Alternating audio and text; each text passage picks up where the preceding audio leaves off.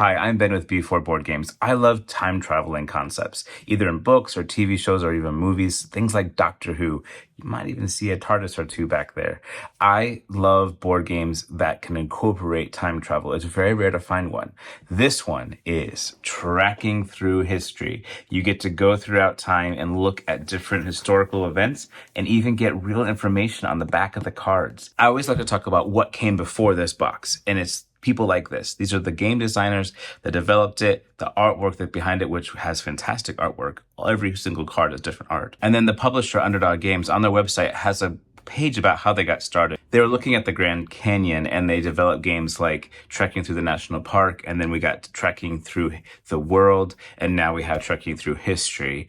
This game has mechanisms that I think took from things like Century Spice Road, where there's cards flowing, a flowing river of cards. Foundations of Rome is a big box game as well that has that. And I think it takes on some of the elements of completion that you want to be able to collect pieces, like in Ticket to Ride, where you kind of collect resources and then you get to lay them out and score points. It has elements of that. So if you are all a fan of those kind of games, I think you're going to like this one. So Ed, what do you think of Trekking Through History? One of the great things about this game, what a fun way to learn history, playing cards. And I like the art. It's amazing art. But then I can stop, looking at all the details of history, and there's a lot of information in the back. I like also the points. You get points every time you complete an entire row. It really helped me to have focus and achieve a goal of getting all these points. Let's talk about how to play. Here's a little bit about how to play Trekking Through Time. This is an amazing mat. It comes with the game. Again, look at these components and crazy, beautiful cards. How you get started is you have these days. This is day 1, day 2 deck, and day 3. You go through day 1 until everybody has completed the day time. So you're going to be moving through this clock. And then when you get to the end, that is the end of day 1. And then you put all the day 1 cards away and get to day 2. So how you begin is you put out all these cards in the order they come out. And you notice at the very top, there are these big numbers. That is how far you are in history. What you're trying to do is go back in time and then go further closer to now. Now this one, it should be here, so I can't pick it up without ending this run. They call them time runs. But then I could go here, and I could, these cards should be coming out. They should all be sliding down the row. These cards should all be coming out, sliding down the row, so you can see how sometimes I can do this one. I can take a big time jump, but now I'm already 1900, 1800, 20th century, but I can't take this one and because it's now not possible. So if I wanted to take this card, which is way back at the beginning of time, I would have to close this deck, put it to the side, and keep going. No problem.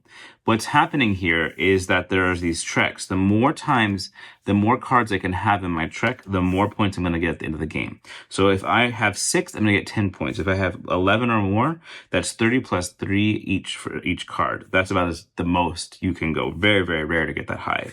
But if I have a track with only 1 card and I have to start over, let's say I drew this one, maybe I wanted these components, I put this aside, it's going to be worth -3 at the end of the game. Just 2 cards in your journey, 0.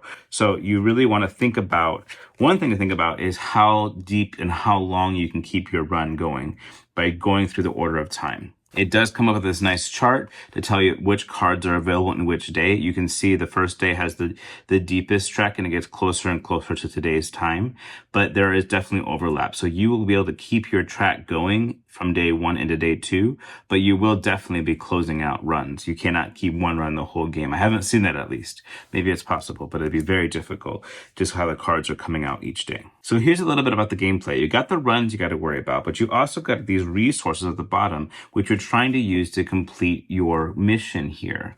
So if I take this card here, which is really far back in time, probably the furthest, I'm not going to have a worry about, I know my next card can go on top of it. So I instantly get to pick up the location that it was and set it on this card. And then also the location, the resources on the card, which is a green one. Great. You can see that if I cover this location here, for example, I'm going to get 2 victory points instantly. So let's see if I can do that. So I take this card and it's part of my run. Now I'm going to slide these cards over. and I can take the next card that has all kind of new locations. Maybe I'll take this one here. It's quite the jump to go from BCE to, the 1271. But what I get is 1 green, which is putting me closer to completing the entire row to get 10 points. I get 2 red coins with a lady on it. 1 and 2. So when I complete that second one, I instantly get to go 2 spaces of points. And then I also get a wild, which I can use in any location. Maybe I'll put it here to get it started. So maybe the next resource can be that. So that is great. You see this number here? This is where the time tracker comes into play. Every time you take a card, you need to move that number of spaces. So I need to move 1, 2, 3, and 4. Whoever's in the back, it gets to move next. So my turn is done. Whoever's furthest behind now takes their turn. So now blue would go. Maybe they take a card like this that only has 1 time on it. Well, they only have to move 1 time. And you know what happens? They get to go again. You keep the flow going, and they get to go again. So now they're going to take maybe this card, 3. So they go 1, 2, 3. They're actually still on top, so they still get another turn to go again. And then maybe they'll take this one, which is a 4 times. So that'd be 1, 2, 3, 4. So now I'm going to get a couple turns if I can focus on that and can try to control it. So if I take a 3, I move 3, for example, and I'm still behind. But maybe I take this one here is a 2. There's a way out of this. So if I move 2, I'm going to not be next. And maybe there's a card I really want. There is a way to slow down and move less time, and that's through these time crystals. You collect them either on cards or even on this last section is a time crystal here. Every time you take that card, you can spend a time crystal per hour to slow that many hours down. So if I take this 2, I can discard 1 time crystal to only have to move 1. You always have to move 1. I can't discard 2 and move nothing, but it does slow me down so that I can go again right away. So the time crystals are important. They are worth 1 point at the end of the game. It's maybe a way to save them, but it's more efficient to spend them most of the time. And at the very end, when you're making your final run towards it, if you can land exactly at 12 o'clock, you get a bonus 3 points. Otherwise, if I'm here and I have to take 2 steps, I go 1 and I just stop wherever I am. There's no penalty, but you don't get the benefit. So that's a little bit about the time tracker. So here's all the elements of the game together. There are multiple things to watch out for when you choose a card. You are looking for how far back in time is it, and is it helpful to complete my run?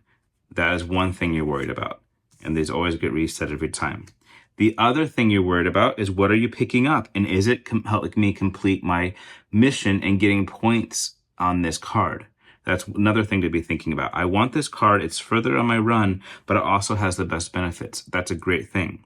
But you also have to think about how much is this going to push me on this clock to not take another turn, or maybe not get 2 cards, or the other opponent is going to take the card I want beforehand. Maybe I should take a slower time like this and move less, or maybe reset my run so I don't have to get more cards, so I get the right number of tokens. So those are the 3 things in combination that make for a real fun puzzle.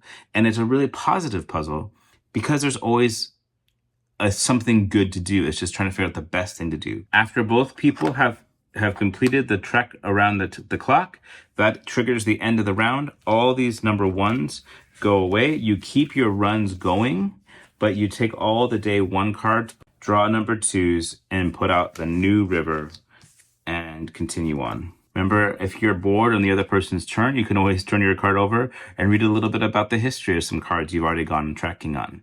Sometimes we struggle a lot with tracking ourselves in history. And so this one has all those numbers. Then I always need this piece of cardboard to check because I'm really lost. I really need to go back and learning a lot about it is good. History. The BCE before is backwards in numbers. You go from bigger to smaller. That part it is tricky. Yeah. But it's a great way to learn that. Yeah. And be more comfortable with dates and recognize that this is real history. So traveling the Silk Road with Marco Polo did happen in 1271, and now I know that. Where's one of your favorite places to play this game? Oh, I like coffee shops. We do like this one, a coffee shop. We definitely enjoy this. At It coffee looks like a shops. big Yeah, game. It yeah. is, but it doesn't take up much space. Actually, we enjoy this at the brewery. The brewery. We're in Wisconsin, and which is a very common thing where they make the beer and you can sit and have a beer and play a game. That is very Wisconsin of us. Underdog Games is famous for having really high quality components and storage. This is something you would also find in an upgraded piece or Kickstarter, but it's not. Great job, Underdog Games. Thank you for doing things like this. And as you can see, every piece of art is original and beautiful. This is one of those pieces. Look at those. But on the back, there's the story of who did it. I gotta clean this up. Even the box cover has things like this, a little saying and a QR code to learn how to play the game. In summary, this game is one that we highly recommend. This game can be up to 4 players, but you are seeing more variety when you pull out those cards. It's harder to plan ahead. With 2 players, you can kind of see, okay, that one I'm going to take. You can be planning ahead. So by the time it's your turn again, there's no delay. You're ready to go. So there is some breaking. There is some, oh no, you got me by taking the card I wanted. But really, you're kind of focused on each of your own goals. You're not trying to hurt the other player, which is our kind of game. So we think that this is something that people that have just 2 players to play with are going to love. This game has built-in expansions that you can open once you're ready. There's a warning on it. Don't open until you played more. It's such a fun thing to have just a clean game like this on your shelf that doesn't have complicated expansions. It has very nice components, but the rule set is very streamlined. We highly recommend this game for your table. I think you'll be happy with it. Let us know if you're not, and we'll feel bad about that. Thank you to all of our longtime subscribers. And if you haven't already, we'd love to see you join our community and continue to see more releases like this. We'd love to hear your feedback in the comments below. Have you tried this game? Was it a hit for you or was it a negative? One of our favorite things about board games is that it is on the table physically and you can see each other. Yes, we have apps and we have all kinds of ways to play games online, but there is something about going to your local board game store, your home, your friend's home to play with these components and touch them and then be in the presence of another person or multiple people. That is a very important human experience to have. And board games bring us back to that. That's one of the best things about it. So we always like to say on this channel, people before board games. I hope you have a great rest of your day.